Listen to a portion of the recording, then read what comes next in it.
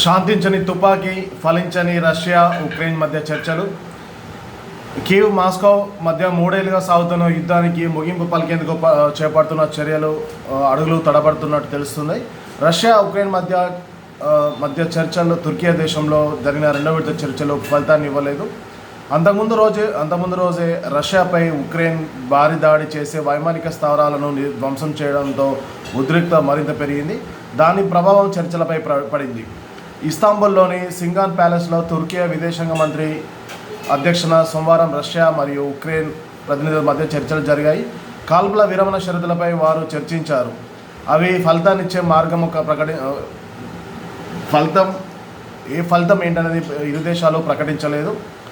చర్చల్లో ఉక్రెయిన్ తరఫున రక్షణ మంత్రి రుస్తేం,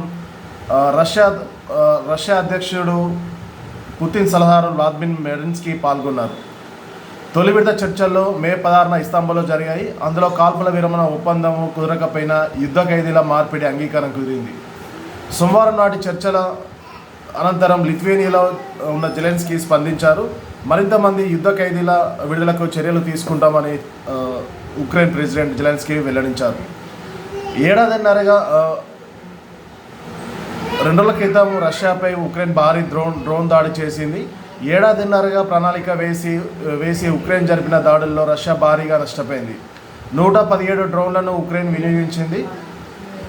రష్యా వైమానిక బలంలో 34% వైమానిక ఆస్తులను ధ్వంసం చేశామని జెలెన్స్కీ వెల్లడించారు.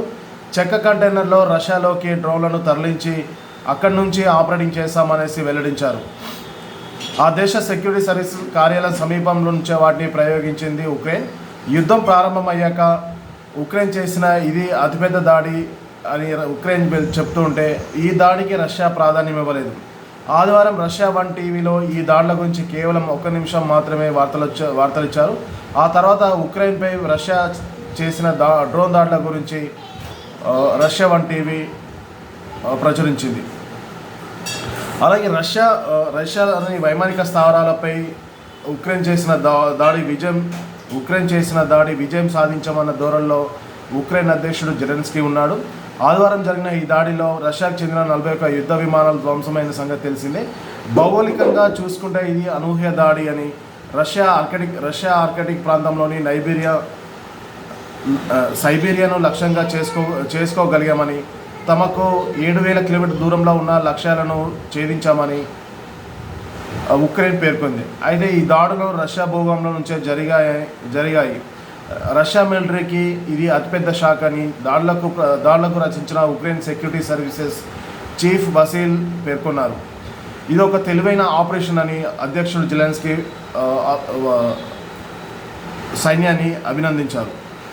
రష్యా భూభాగంలోకి చొచ్చుకెళ్లి నిర్వహించిన డ్రోన్ల దాడిని ఆయన కొనియాడారు. ఎక్స్లో స్పందిస్తూ తమ సాయుధ దళాలు అద్భుతమైన ఆపరేషన్ నిర్వహించాయని తెలిపారు. రష్యాకు చెందిన 41 విమానాలను ధ్వంసం చేసిన ఈ దాడికి స్పైడర్ వెబ్గా పేరు పెట్టినట్లు వెల్లడించారు. ఏదేమైనా ఉక్రెయిన్ రష్యా మధ్య మాత్రం భీకరమైన పోరు కొనసాగుతూనే ఉంది.